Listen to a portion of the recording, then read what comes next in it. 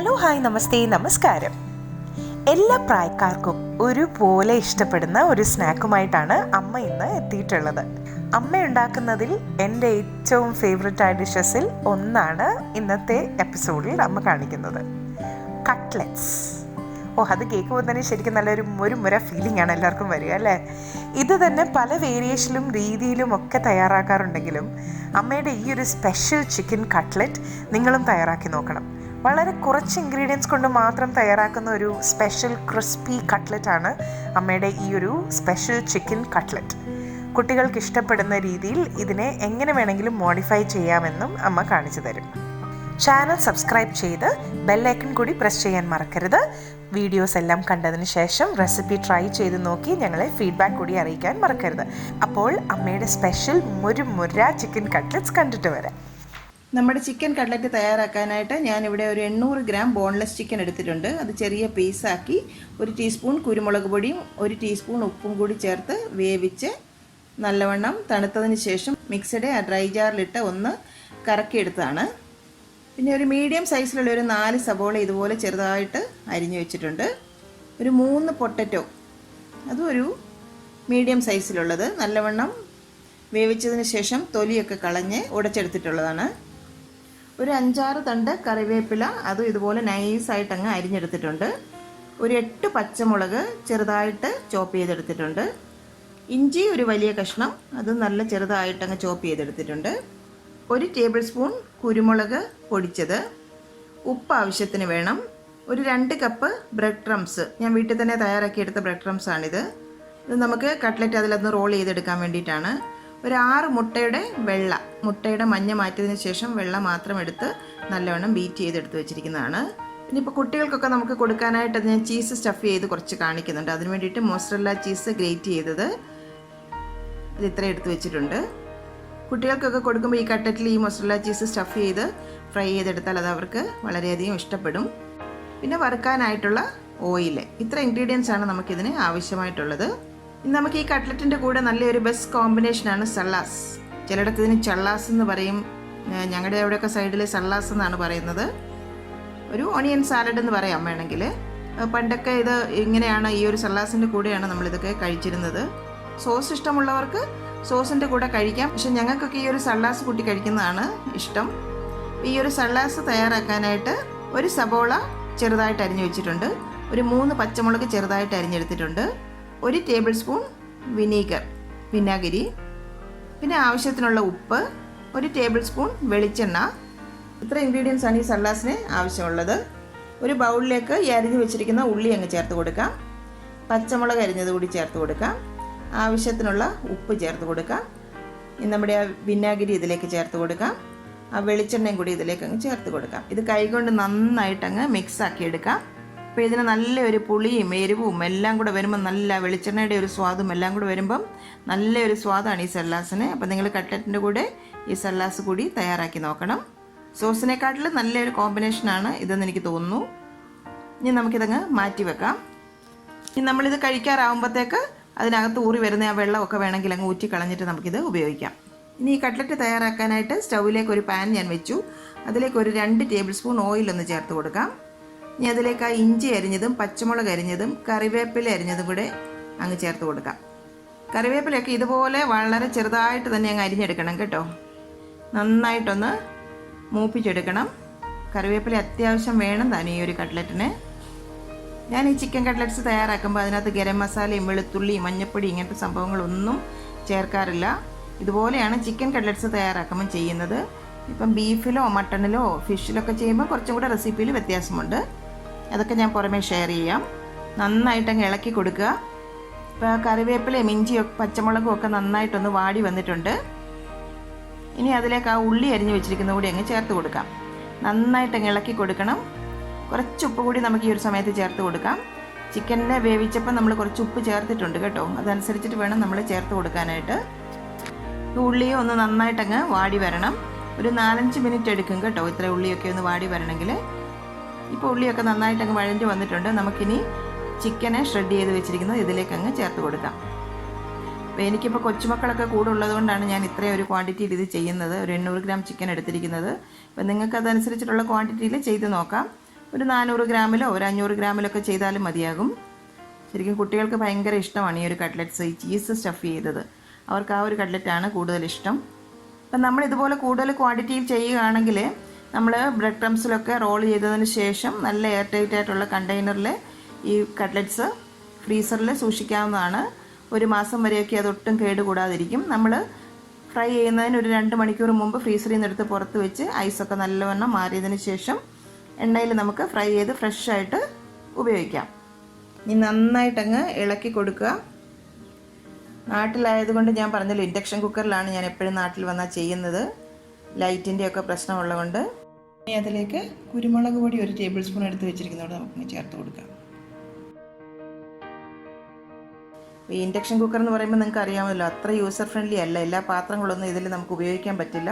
അതുകൊണ്ടാണ് ഞാൻ വലിയ പാത്രമൊന്നും ഇതിൽ വെക്കാത്തത്. ഇതിപ്പോൾ ശരിക്കും പറഞ്ഞാൽ പാത്രം ചെറുതാണ് ഇത്രയും ക്വാണ്ടിറ്റിക്ക്. എന്നാലും പതുക്കെ നമുക്കൊന്ന് ഇളക്കി കൊടുക്കാം.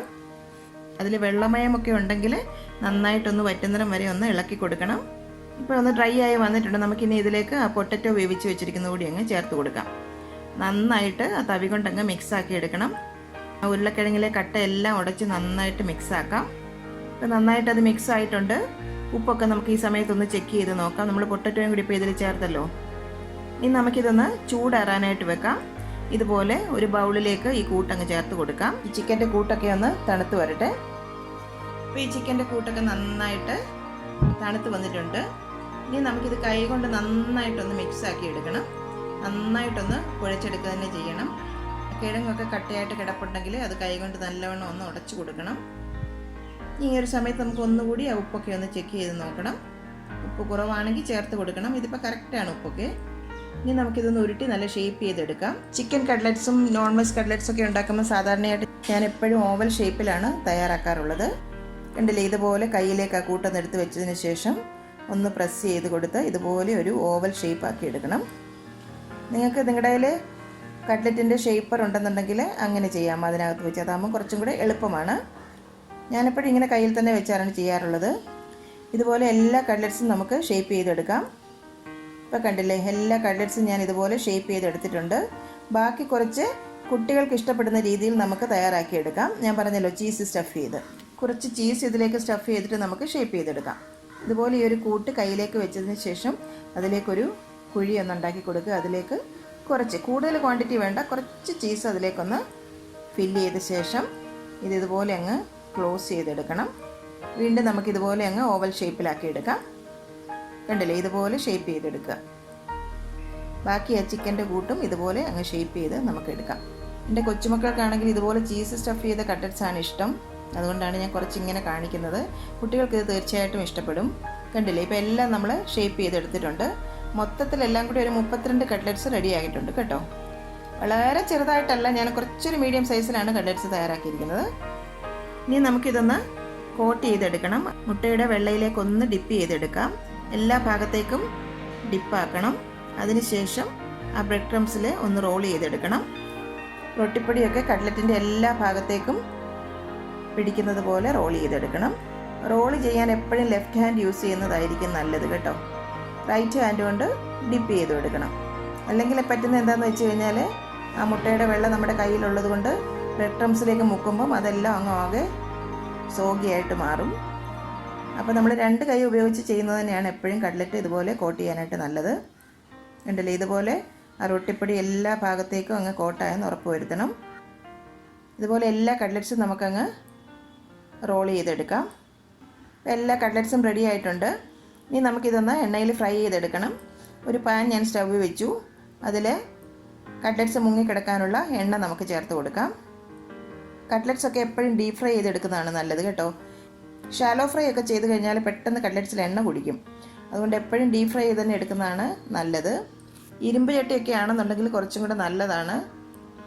എണ്ണ നന്നായി ചൂടായാൽ അതിലേക്ക് കട്ട്ലറ്റ്സ് ഓരോന്നോരോന്നായി ചേർത്ത് കൊടുക്കാം. ഒരു വശം ഒന്ന് മൂത്ത് വന്നാൽ ഫോർക്ക് കൊണ്ട് മറ്റേ വശത്തേക്ക് ഒന്ന് തിരിച്ചിട്ട് കൊടുക്കണം.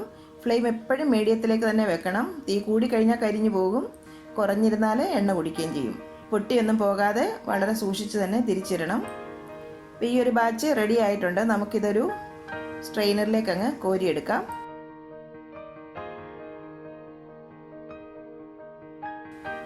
അടുത്ത ബാച്ച് ഇതുപോലെ തന്നെ ഫ്രൈ ചെയ്തെടുക്കാം.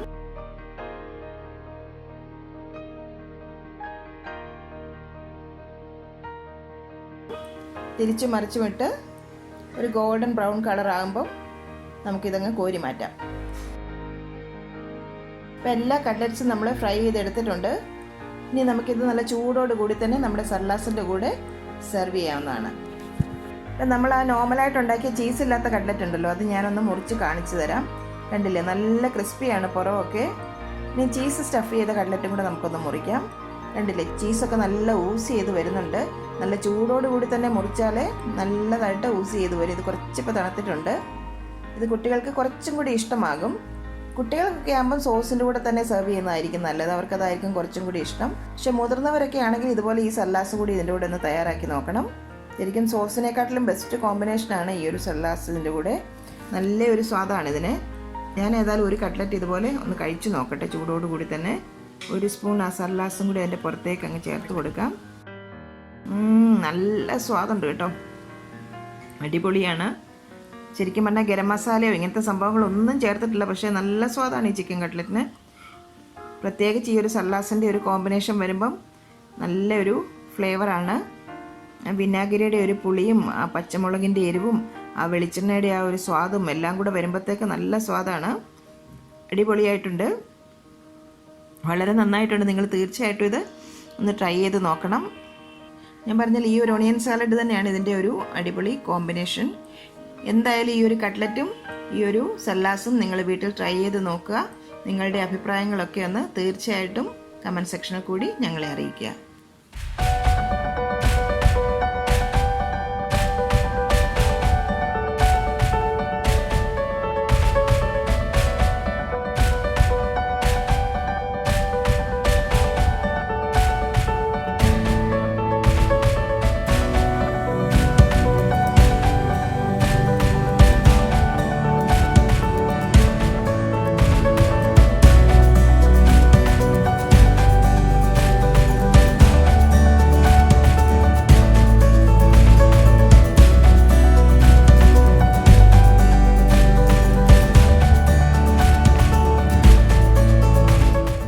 അമ്മയുടെ ഇന്നത്തെ റെസിപ്പി നിങ്ങൾക്ക് ഇഷ്ടമായെങ്കിൽ ഈ വീഡിയോ നിങ്ങൾ തീർച്ചയായും ലൈക്ക് ചെയ്ത് ഷെയർ ചെയ്യണം.